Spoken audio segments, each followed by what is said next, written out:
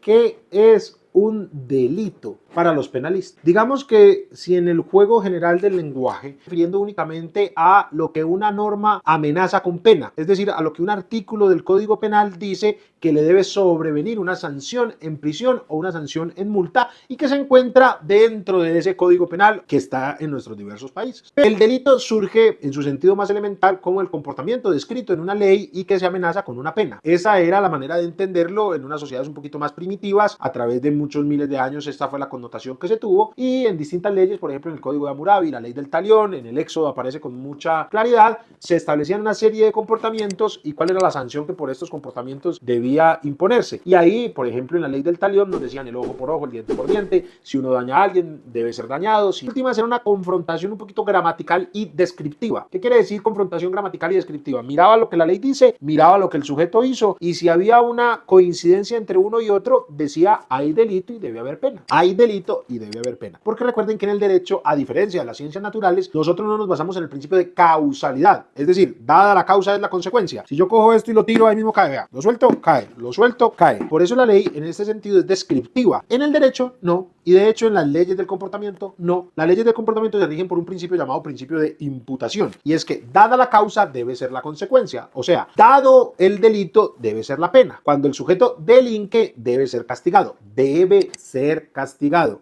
Debe ser castigado. No es que aparezca automáticamente en la cárcel, no, porque se rige por el principio de imputación y no de causalidad. Profesor, pero cuando alguien no va a la cárcel, entonces esa ley desaparece. No, porque las leyes, estas leyes del comportamiento de las que estamos hablando no tienen una naturaleza descriptiva, no se rigen por el principio de causalidad, sino que tienen una naturaleza eminentemente prescriptiva y lo que establecen es una relación deontológica o del deber ser. Pero ¿cuáles son esas características necesarias y suficientes para que un sujeto vaya a prisión? Pongamos. Primer requisito, cuando yo estoy en el tablero con mis estudiantes le pongo como requisito 0. Profesor, ¿por qué 0? Como para decir que esto es el antes de antes. Esta es la esencia pura de lo que vamos a analizar. Ese requisito 0, eso por donde debemos empezar, eso que nunca se nos puede olvidar, eso que es de toda la importancia, es constatar que estamos ante un comportamiento humano. Profesor, pero también hay responsabilidad penal de las personas jurídicas. Sí, pero en los sistemas en los que se han implementado la responsabilidad penal de la persona jurídica es una responsabilidad penal por heteroresponsabilidad o responsabilidad vicarial. En última reconoce que el delito es un comportamiento humano, solo que castiga a la persona jurídica cuando se satisfagan algunos requisitos, pero no considera que la persona jurídica autónomamente pueda delinquir con independencia de un ser humano individualmente determinado. Eso es el elemento 0, la conducta, el comportamiento humano. El profesor Eugenio Raúl Zaffaroni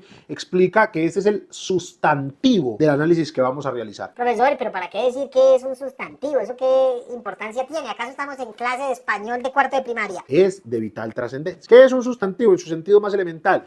Un sustantivo es aquello que tiene una existencia por sí mismo. Es aquello que existe por sí mismo. Es decir, tenemos que tener un comportamiento humano y entendamos por comportamiento humano, si lo fuésemos a clasificar, un sustantivo. Pero para que haya delito no basta con estar ante este sustantivo comportamiento humano, sino que debemos verificar que este sustantivo comportamiento humano satisface 3 categorías dogmáticas. Profesor, ¿qué es una categoría dogmática? Una categoría dogmática es un conjunto de requisitos para determinar que existe un delito. ¿Por qué le llamamos categoría dogmática? Le queríamos poner categoría científica, pero como sobre la palabra ciencia hay, digamos, tantas discusiones y nos meteríamos ya en la epistemología y cuando nos demos cuenta ya estamos muy lejos del derecho penal, le pusieron otro nombre también polémico, pero que para estos efectos serían sinónimos hablar de categorías dogmáticas o categorías científicas. Estamos hablando de un conjunto de requisitos lógicos, éticos, legales, normativos. Entonces tenemos un sustantivo que se llama conducta, comportamiento humano, el 0, que es además la materia prima que vamos a pasar por el sistema. Y el sistema se compone de 3 categorías dogmáticas: tipicidad, antijuridicidad y culpabilidad.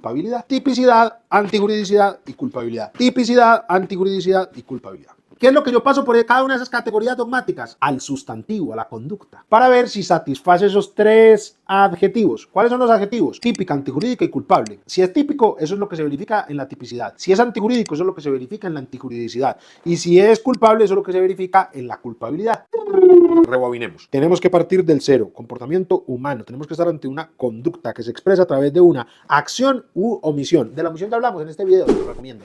Pero se expresa a través de una acción o una omisión. Es decir, acción y omisión son 2 maneras como el ser humano exterioriza su comportamiento. En relación intersubjetiva cumpliendo o incumpliendo los deberes, y algunos de esos deberes se amenazan con pena. Pero bueno, tenemos la conducta. Vamos a pasarlo por estas tres categorías dogmáticas: tipicidad, antijuridicidad y culpabilidad. En la tipicidad, si chuleamos todos los requisitos de la tipicidad, terminamos concluyendo que la conducta es típica. Si no satisface alguno de estos elementos de la tipicidad, terminamos concluyendo que la conducta es atípica. Es decir, el adjetivo a través del cual determinamos que el comportamiento sí satisface la categoría de la tipicidad, ese adjetivo es decir que la conducta es típica. Y el adjetivo a través del cual determinamos que no satisface la categoría de la tipicidad es llamarlo atípica. En la antijuridicidad, al adjetivo con el que determinamos su satisfacción es conducta antijurídica, pero el adjetivo con el cual llamamos su no verificación le decimos justificada. Es decir, una conducta justificada es lo mismo que una conducta que no satisface los requisitos de la antijuridicidad. Y a la conducta que cumple con los requisitos de la culpabilidad la llamamos conducta culpable, pero a la que no satisface los requisitos de la culpabilidad la llamamos conducta inculpable.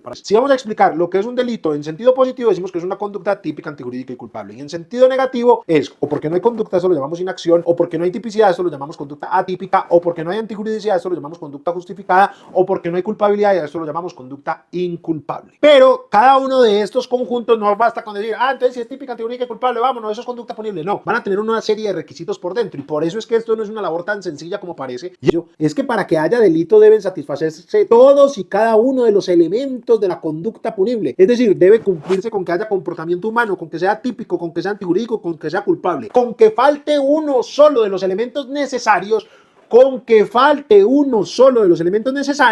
equivale a la inexistencia del delito que estamos analizando. Está primero de la tipicidad. ¿Qué es la tipicidad? Es verificar si la conducta es típica. ¿Qué quiere decir eso? Verificar si el comportamiento humano encaja con lo que establece un tipo. Profesor, ¿qué es un tipo? ¿Un señor por allá que dice cualquier cosa? No. ¿Qué es un tipo? ¿Una clase? No. ¿Qué es un tipo? ¿Es alguna denominación con la que determinamos algo? No. Entonces, ¿por qué utilizamos la palabra tipo? Por una traducción del alemán. Resulta que en alemán lo que quieren significar es supuesto de hecho. Entonces, cuando nosotros hablamos de tipo penal, estamos hablando del supuesto de hecho penal. Profesor, ¿qué es la antijuridicidad? Luis Jiménez de Azúa en su texto lo llama antijuricidad, pero es una cuestión de traducción. Cada quien decide cualquiera de las dos denominaciones. La que más ha hecho carrera y la que más se utiliza es la expresión antijuridicidad, que viene de antijurídico. Solo que si uno realiza la traducción directamente desde el latín, pues se salta la di y dice antijuricidad. Esto es muy interesante, ustedes pueden decir que están de acuerdo con uno. El caso es que en la antijuridicidad verificamos si el comportamiento es contrario a derecho. Profesor, eso no es lo que verifica la tipicidad. No, en la tipicidad